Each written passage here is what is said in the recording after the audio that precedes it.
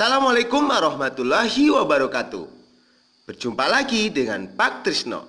Hari ini kita akan belajar materi kelas 6, tema 4, subtema 1, pembelajaran 1 tentang globalisasi.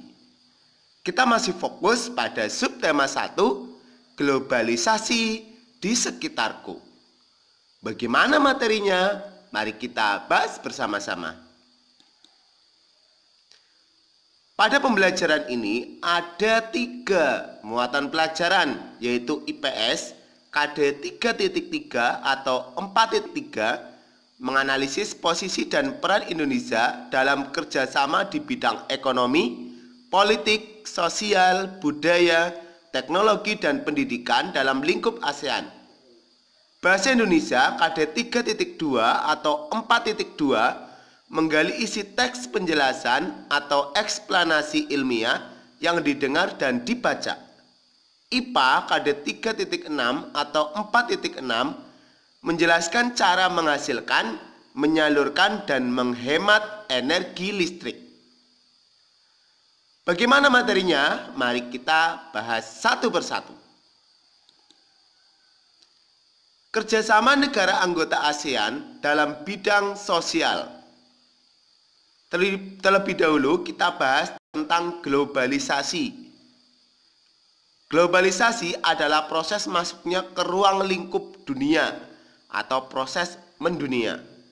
Penyebabnya adalah perkembangan teknologi dan alat komunikasi serta kemajuan transportasi. Untuk meningkatkan pertumbuhan ekonomi, sosial, budaya, serta menjaga perdamaian di kawasan Asia Tenggara, negara-negara ASEAN mengadakan kerjasama.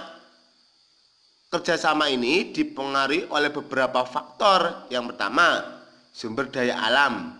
Yang kedua, berada dalam wilayah yang sama. Yang ketiga, ilmu pengetahuan dan teknologi yang kita sering singkat dengan IPTEK. Kerjasama negara ASEAN dalam bidang sosial.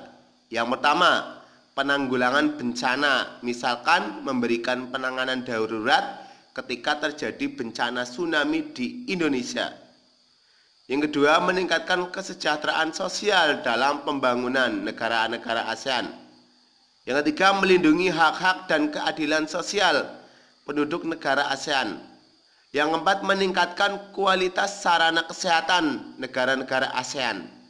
Yang kelima, meningkatkan perlindungan sosial kepada seluruh penduduk negara ASEAN. Jadi kerjasama dalam bidang sosial ini menitik beratkan kepada urusan masyarakat, kesejahteraan, kesehatan. Ini sangat mementingkan itu. Selanjutnya kerjasama dalam bidang budaya. Yang pertama, meningkatkan jumlah tenaga ahli yang mampu menguasai IPTEK. Yang kedua, memberikan bantuan untuk meningkatkan kemampuan para ahli dalam mengembangkan sebuah penemuan yang bermanfaat. Yang ketiga, kerjasama dalam meningkatkan kualitas sumber daya manusia yang memiliki daya saing dunia. Yang keempat, melakukan pertukaran pelajar. Yang kelima, mengenalkan budaya khas masing-masing negara dalam rangka meningkatkan solidaritas masyarakat ASEAN. Yang keenam, meningkatkan jumlah UKM, unit kegiatan masyarakat dalam bidang kebudayaan dan kesenian. Yang ketujuh, menyelenggarakan SEA Games yang diikuti oleh seluruh anggota ASEAN. Ini hubungannya dengan budaya. Jadi ada yang berhubungannya dengan IPTEK, ada yang berhubungannya dengan pendidikan, dan ada yang berhubungannya dengan kebudayaan, juga hubungannya dengan olahraga. Selanjutnya ini adalah contoh adanya globalisasi. Ini ada produk-produk yang sudah mendunia. Contohnya di sini adalah batik dari Indonesia, karpet dari Turki, boneka dari Tiongkok, mobil dari Jepang, jam tangan dari Swiss, susu dari Selandia Baru. Dan kita tidak perlu pergi ke sana, di negara kita pun juga sudah ada.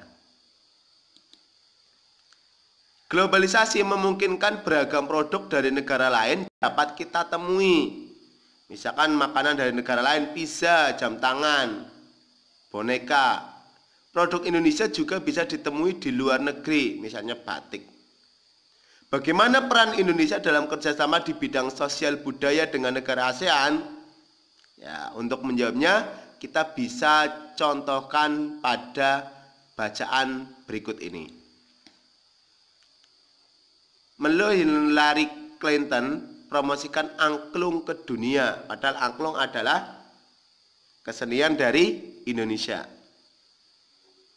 Nah, ini ada bacaan, silakan nanti bisa dibaca tentang promosi angklung ya. Ini berarti masuk kepada kerjasama di bidang budaya.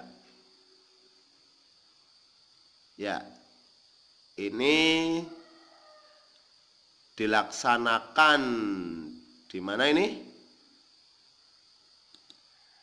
Di Indonesia ya.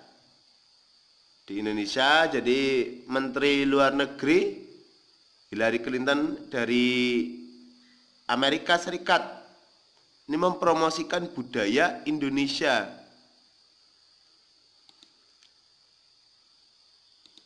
Yang menjadi pertanyaan, bagaimana bentuk kerjasama Indonesia dengan negara Asia Tenggara di masa globalisasi ini? Tadi sudah kita bahas di bidang sosial dan di bidang budaya. Bagaimana peran Indonesia dalam kerjasama tersebut? Perannya bisa yang pertama sebagai pengekspor dari misalkan pertukaran pelajar ya, berarti menjadi pelaku, saling bertukar pelajar. Ada yang tadi contohnya adalah bantuan ya, bantuan penanggulangan bencana tsunami di Indonesia, berarti Indonesia sebagai penerima bantuan. Bagaimana peran angklung dalam acara tersebut? Ya, peran angklung ini sangat besar sekali karena menunjukkan kekhasan dari Indonesia. Selanjutnya yaitu teks eksplanasi. Teks eksplanasi sudah kita bahas pada pembelajaran sebelumnya, adalah teks yang menerangkan suatu proses yang bersifat ilmu pengetahuan alam, seperti gejala alam, terjadinya pelangi dan sebagainya. Ada 3 bagian, yaitu pernyataan umum atau pembukaan, deretan penjelas atau isi, dan penutup atau kesimpulan. Ini penjelasannya sudah ada. Ini contohnya yaitu tentang teks berjudul menghasilkan energi listrik. Ini bagian pernyataan umum. Nanti bisa baca di buku tema 4 juga ada. Deretan penjelas atau isi yang pertama, selanjutnya yaitu kesimpulan. Ya, baca kembali teks tersebut lalu tuliskan. Yang pertama topik masalahnya paragraf 1 apa, deret penjelasnya apa, kesimpulannya apa, nanti bisa lihat di sini. Ya, di sini ya. Dibaca dengan teliti, diulang. Kalau kurang jelas bisa lihat di buku tema 4, di situ ada bacaannya.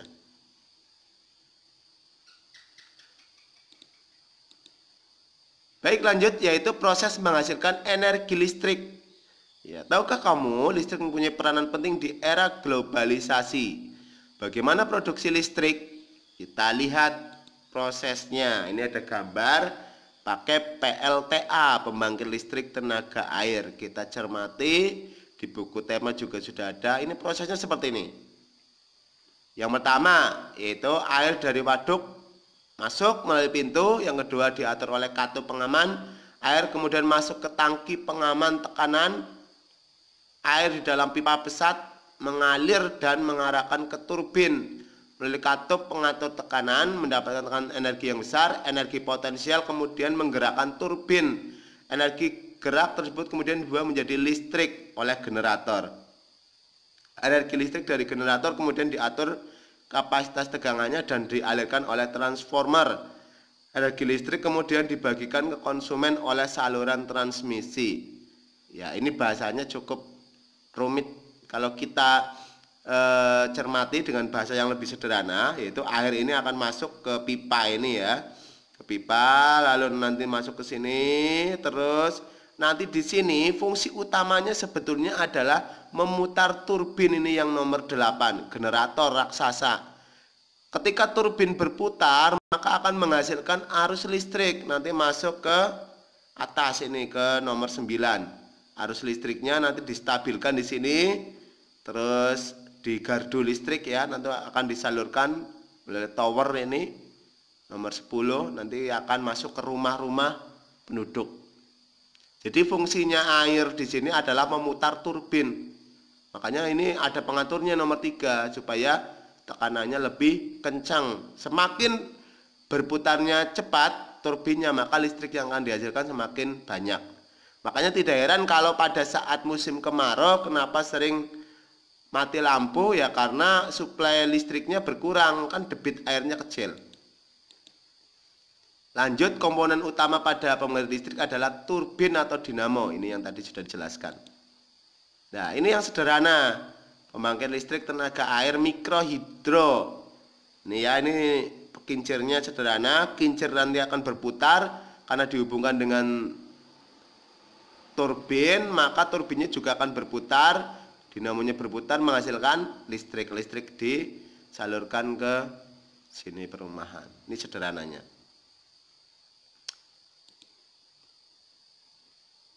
Oke, baik, itu untuk materi kali ini.